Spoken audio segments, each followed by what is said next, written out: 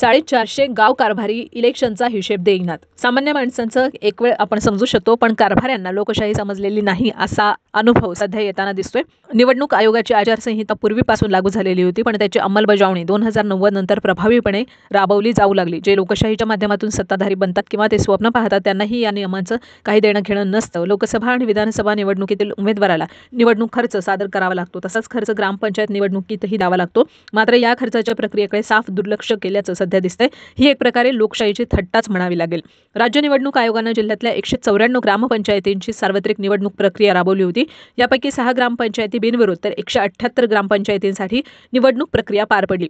ग्रामपंचायत निवडणूक लढवणाऱ्या जिल्ह्यातील 334 उमेदवारांनी निवडणुकीच्या प्रचारासाठी केलेला खर्च सादर केलेला नाही. राज्य निवडणूक आयोगानं डिसेंबर 2023 अखेर कार्यकाळ पूर्ण होणाऱ्या 194 ग्रामपंचायतींची निवडणूक प्रक्रिया राबवली. या ग्रामपंचायतींमध्ये 1701 ग्रामपंचायत सदस्यपदासाठी 7260 उमेदवारी अर्ज दाखल झाले होते. माघारीनंतर प्रत्यक्षात 3995 उमेदवारांनी निवडणूक लढवली. 194 सरपंच पदासाठी 1311 उमेदवारी अर्ज दाखल झाले होते. यातले 610 उमेदवारच प्रत्यक्ष निवडणुकीत रिंगणात उभे राहिले. निवडणूक प्रक्रिया पार पाडल्यानंतर निवडणूक विभागानं विजयी आणि पराभूत अशा दोन्ही उमेदवारांना प्रचारादरम्यान झालेल्या खर्चाचा हिशोब महसूल प्रशासनाला सादर करणं बंधनकारक असतं. पण अजूनही तब्बल 450 गाव कारभाऱ्यांनी अजूनही आपला इलेक्शनचा खर्च प्रशासनाला सादर केलेला नाही.